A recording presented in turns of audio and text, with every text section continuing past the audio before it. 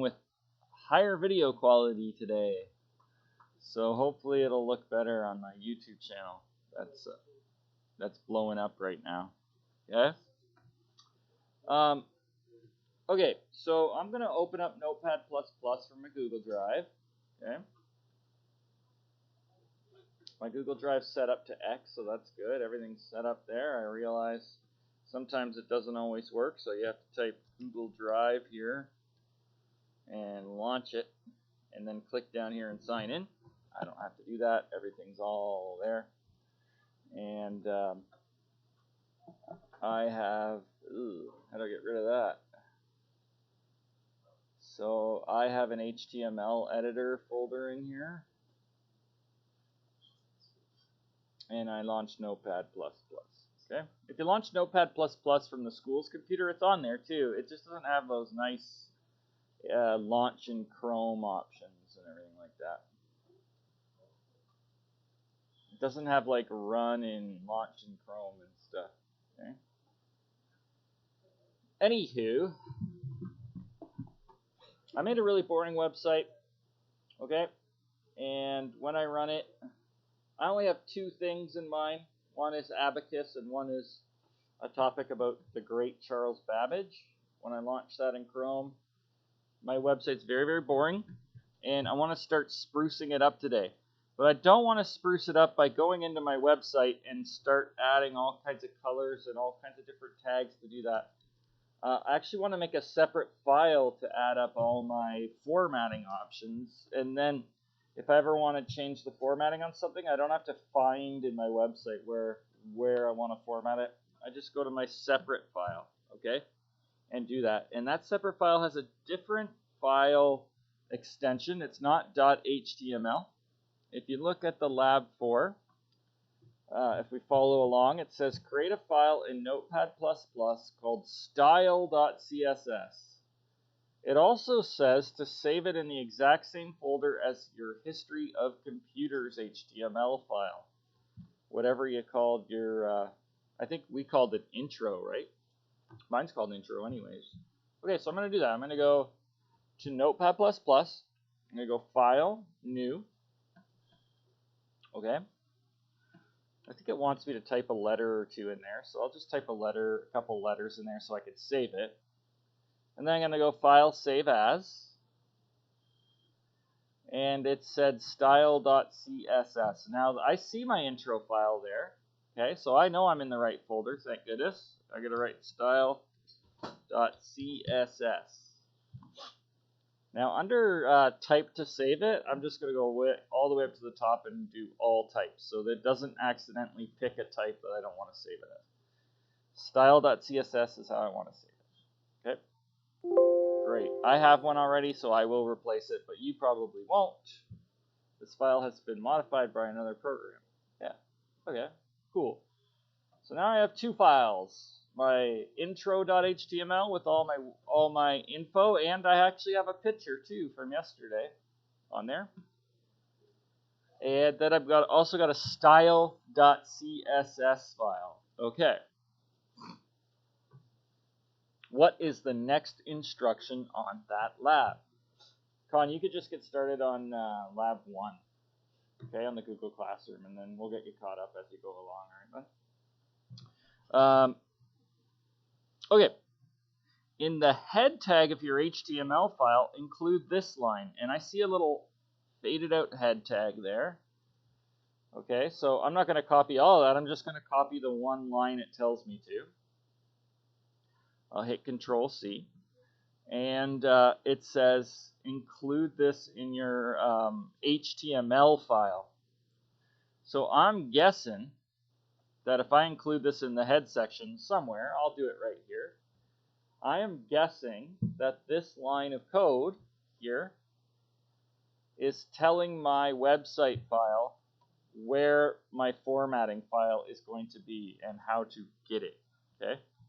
That's going to be important. These two files are going to talk back and forth to each other. They won't know how to do that unless I pass them this line of code. It's basically just saying link to this file, style.css, and make sure it's like a type style sheet. stuff. We'll learn about a little bit about that more later. Okay. So once all that's set up, these two files should be able to talk to each other. Now there's nothing in here right now except junk.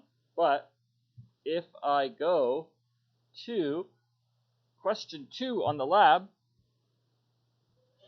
it says, in your CSS file, create the following line. I guess it's 3 lines, but I'm going to copy that. And I'm going to paste it. Choom. Like that. Okay? Then I'm going to save it. Now, I can't run a CSS file in Chrome. It won't know what the heck it is. It'll just put the words there, so that's not good, right? Chrome only knows how to open HTML files, so that's the one I actually want to launch. Run launch in Chrome. Let's see if anything changed. Oh my god. You guys see that? Apparently, what that style file did is it took anything that was inside of the letter P, the tag paragraph, and turned it green. Okay? So any of these words here are now green, and any of these words are green. So that's kind of the way we're going to format our websites in this class. We're going to kind of pluck everything out by its tag and then edit what we want. We could do lots of stuff here, like it auto types everything, and there's also, you can see all the options as well. There's one called like border style or something. Is that going to auto type? Border. Is there a border style? Yeah, right there.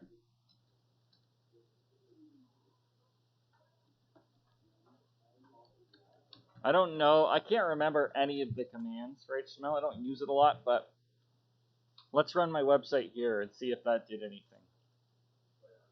See that? It put a little border around everything. Okay? So that actually looks really ugly.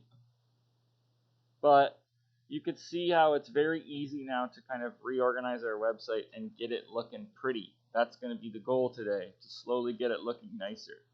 So Lab 4 asks you to try some other things too.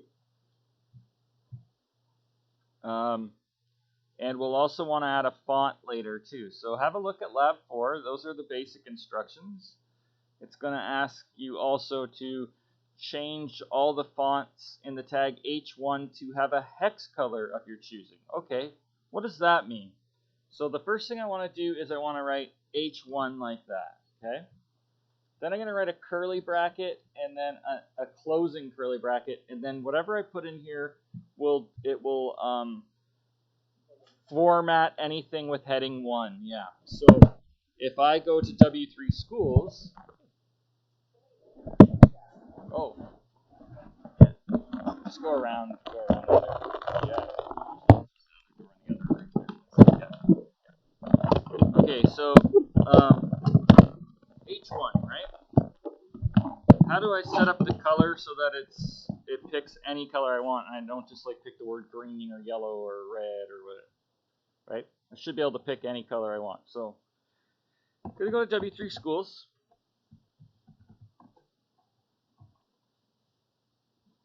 And look at this. HTML is where I learn how to make my website and add lots of info. CSS here is it's a little bit of a different coding. Honestly, almost the same as HTML, but it's all about formatting. So CSS is, if I ever want to format something, I can kind of look along here and see if I can figure out what to do. Okay. CSS colors. Look at this. These look kind of cool. Background colors. You can set the color of text.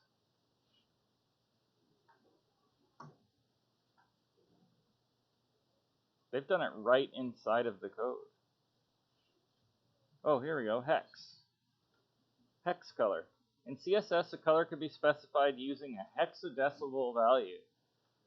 Okay, let's copy this number here and see if it looks like the same orange that they have here. Let's see if my headings can all turn that weird orange. I'll just paste that there, but I have to write the word color and then colon. And then every line of CSS ends in a semicolon as well. Okay. So if I go and launch my website, do all my headings have that weird orange color?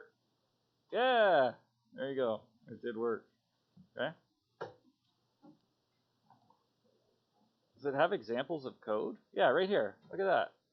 Look at this. I could change the background color of my entire website by just changing the body tag. So I'm going to copy this line of code. Today is just about experimenting, trying to figure out different cool things you can do to your website. Let's launch that in Chrome. Is that going to make my background?